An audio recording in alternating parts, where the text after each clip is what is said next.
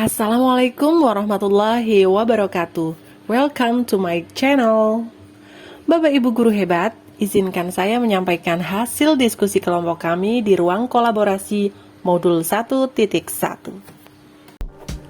Aktivitas sesi diskusi kelompok antara lain, yang pertama peserta dibagi menjadi 2 kelompok. Kemudian masing-masing kelompok mendiskusikan tentang 3 pertanyaan. Berikut pertanyaannya.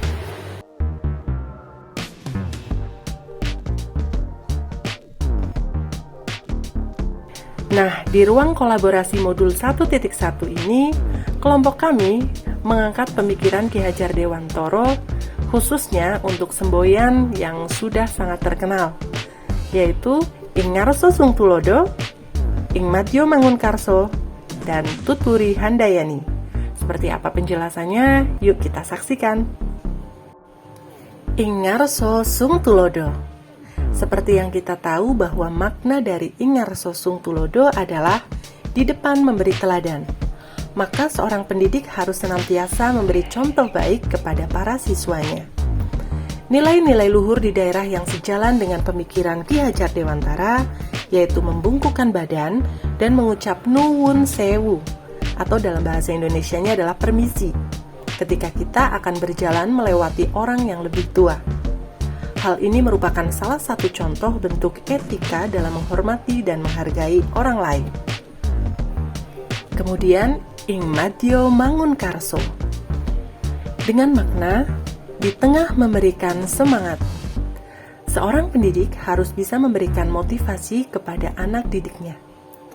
Nilai-nilai luhur di daerah yang sejalan dengan pemikiran Ki Hajar Dewantoro yaitu tradisi nyumbang, yakni pemberian sukarela warga masyarakat kepada anggota keluarga, sahabat, atau tetangga yang tengah memiliki hajatan atau musibah. Makna nyumbang diturunkan nenek moyang sebagai bentuk memberi semangat untuk meringankan beban anggota masyarakat yang tengah melaksanakan hajatan atau musibah. Dan yang terakhir, Tutpuri Handayani. Dengan makna di belakang memberi dukungan. Seorang pendidik harus bisa memberi dukungan pada siswanya, terlebih ketika mereka mengalami kesulitan. Nilai-nilai luhur di daerah yang sejalan dengan pemikiran Ki Hajar Dewantoro yaitu tradisi sambatan bangun umah, yaitu bahu-membahu membantu mendirikan rumah warga. Bapak-bapak bertugas mendirikan rumah, sedangkan para ibu bertugas menyiapkan cemilan atau suguhan makanan. Hal ini mengajarkan tentang nilai luhur gotong royong saling membantu.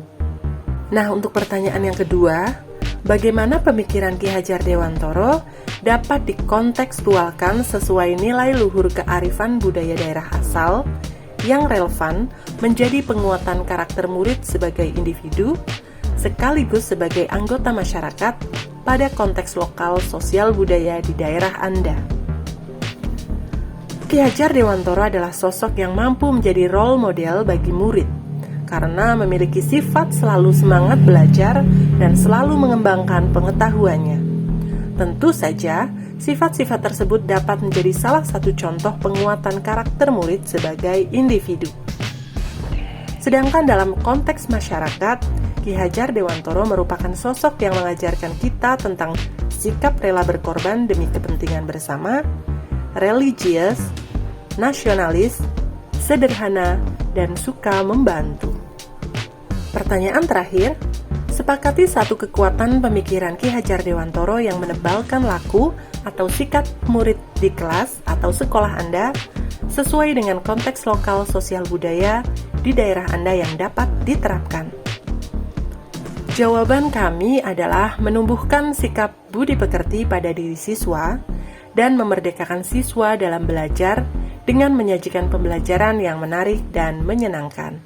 Sikap budi pekerti yang sesuai dengan konteks lokal sosial budaya di daerah saya yang dapat saya terapkan antara lain 1. Membiasakan budaya 5S. Senyum, salam, sapa, sopan, dan santun. 2. Membiasakan mengucapkan kata tolong, maaf, permisi, dan terima kasih. Yang ketiga, Membuat kesepakatan kelas dengan membuat program nyumbang, yaitu belajar menyisihkan uang jajannya untuk membantu meringankan beban teman sekelasnya jika terkena musibah, atau istilahnya adalah gentong Jumat. Yang keempat, pembiasaan Jumat bersih yang menunjukkan gotong royong, kerjasama membersihkan kelas dan lingkungan sekolah.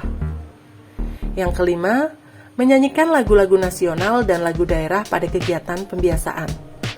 Dan yang terakhir, nguri-uri bahasa Jawa dalam pembiasaan Kamis Jawi. Dalam menciptakan pembelajaran yang menarik dan menyenangkan, beberapa hal yang dapat dilakukan adalah merancang kegiatan belajar dengan games yang memacu siswa untuk aktif, dan pemberian ice breaking agar siswa merasa tidak bosan saat pelajaran. Dan tentu saja, dalam penanaman nilai-nilai luhur pada proses pendidikan anak pasti akan mengalami hambatan atau tantangan. Dan berikut adalah hambatan yang ditemui dan juga solusinya. Yang pertama, tidak semua pendidik satu pandangan atau pemikiran mengenai program pembiasaan yang dilaksanakan di sekolah. Tapi solusinya, menyamakan pandangan atau satu persepsi sebelum program pembiasaan dilaksanakan supaya kegiatan berjalan lancar. Hambatan yang kedua yaitu peserta didik tidak mau mengikuti kegiatan pembiasaan, contoh piket, gotong royong, dan sebagainya. Sebagai solusi, seorang pendidik, kita wajib mengarahkan dengan cara humanis. Yang ketiga, budi pekerti anak menurun akibat sosial media. Dan sebagai solusi, kita sebagai pendidik hadir untuk mengarahkan menggunakan sosial media yang berfaedah, atau bahkan kita sebagai pendidik harus mampu membuat konten yang positif agar bisa dinikmati oleh anak-anak kita. Dan berikut adalah dokumentasi contoh-contoh penerapan nilai-nilai luhur pada proses pendidikan sehari-hari di sekolah.